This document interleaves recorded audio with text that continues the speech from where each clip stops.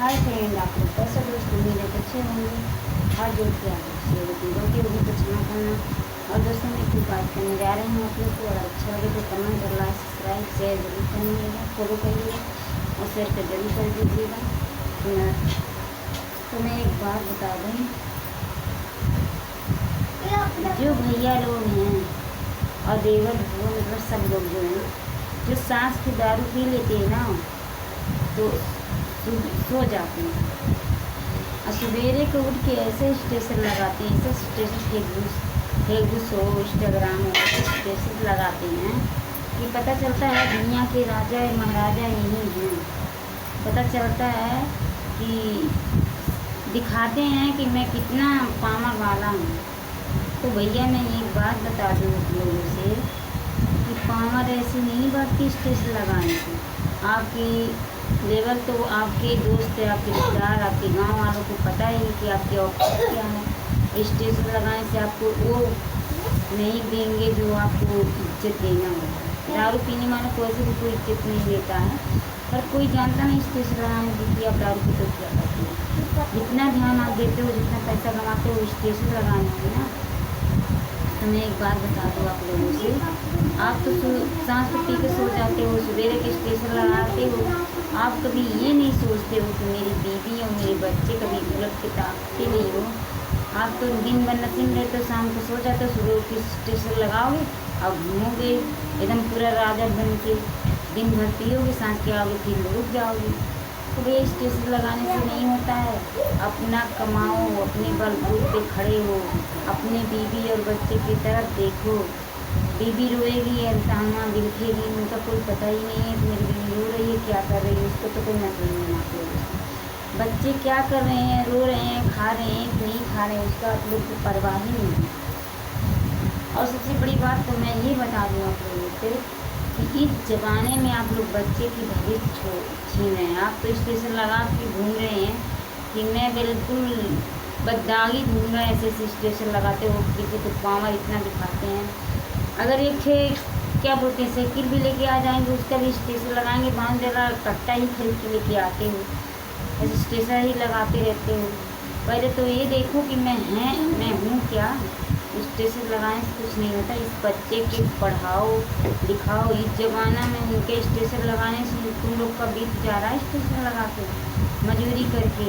ऐसे अपने बच्चे की मत बनाओ। इस बच्चे में अगर पढ़ेंगे नहीं ना तो वो कहीं के लायक नहीं रहेंगे। इस ज़माने में पढ़ाई सबसे कीमती चीज़ है। और अपनी बीवी को देखो कि मेरी बीवी भूख से मर रही है कि दुख से मर रही है।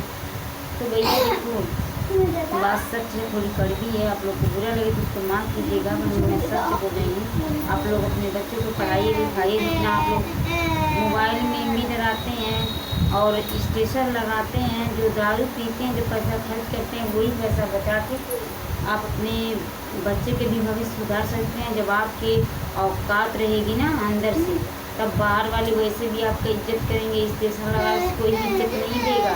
अरे स्टेशन लगाने से क्या, तुम्हारी तो औकात तो पता ही है ना, सबको तुम्हारी औकात क्या है। औकात ही देख के इस समय इंसान बात करते हैं। क्योंकि कहेंगे सारे पी को पड़ा रहता है, सवेरे का स्टेशन लगा देता है। जैसे पवन सिंह बनते हैं सब लोग, पवन सिंह का दिखाते हैं जलवा। सब कोई पवन सिंह नहीं जाता है। पवन सिंह अंदर से भी मजबूत हैं, तब बाहर मतलब बोलते हैं कि मैं शेर हूँ। तो इसलिए बोलते हैं, ये नहीं है स्टेशन लगा के बोलते हैं कि मैं शेर। अरे अंदर से वो मजबूत हैं तब बोलते हैं, उनके पैसा है, पावर है, सब कुछ। आप लोगों के पास तो कुछ नहीं, बस स्टेशन की पावर है आप लोग के अंदर।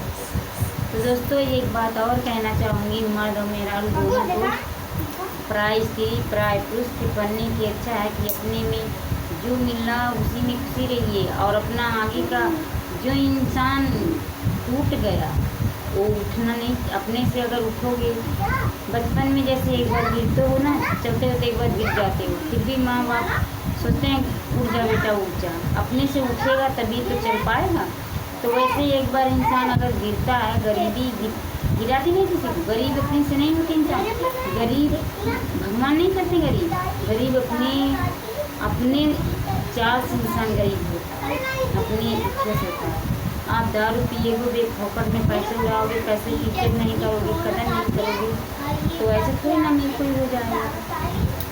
किसी किसी को ऐसे ज़िंदगियाँ झेलनी पड़ रही हैं। और सबसे बड़ी बात मैं ये बता दूँ, पराई स्त्री की पराई लड़की के चक्कर में पड़ के आप लोग अपनी ज़िंदगी बर्बाद कर रहे हैं। जिसकी बीवी है उसको भी मैं कहना चाहूँगी, और जिसके नहीं शादी हुई उसकी मैं कहना चाहूँगी, अरे आप लोग कैसे इंसान हैं।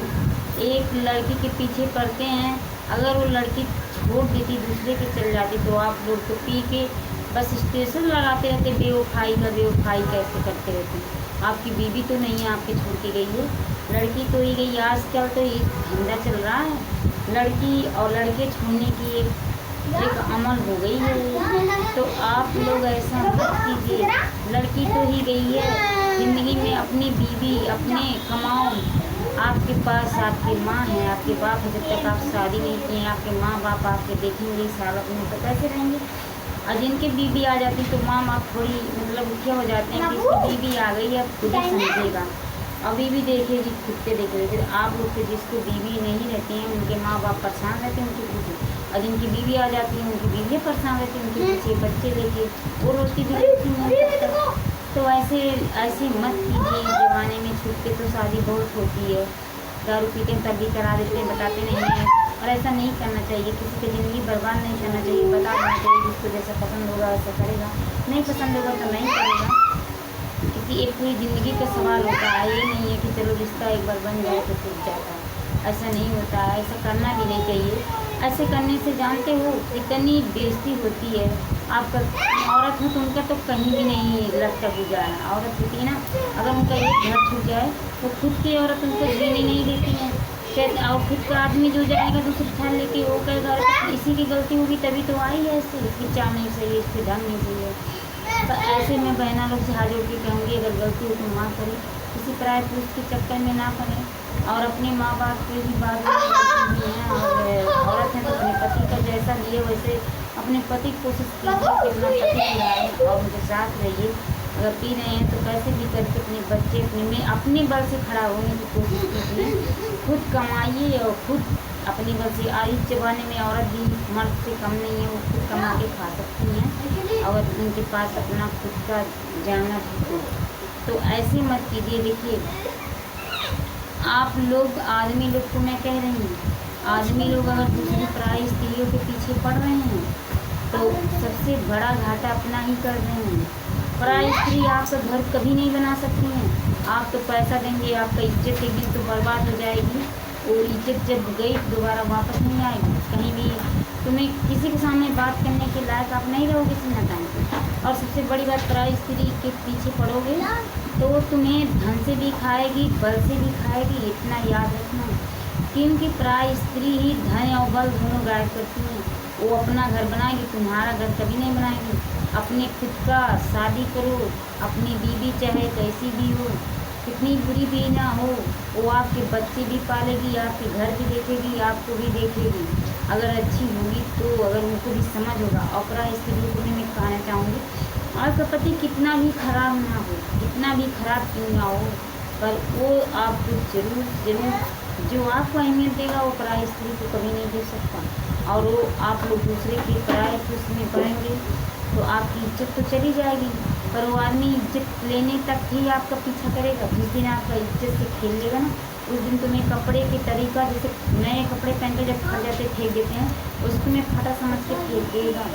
वो तुम्हें अपना नहीं बनाएगा कि अपना तुम्हारे दुख और सुख में कौन काम आता, तुम्हारी पत्नी आती है और आपकी पत्नी नहीं आती है। तो आप लोग ऐसा मत कीजिए। और हमें कोई बात बैठी हुई है तो आप लोग हमें माफ़ कीजिएगा, कि आप लोग से माफ़ी मांगे।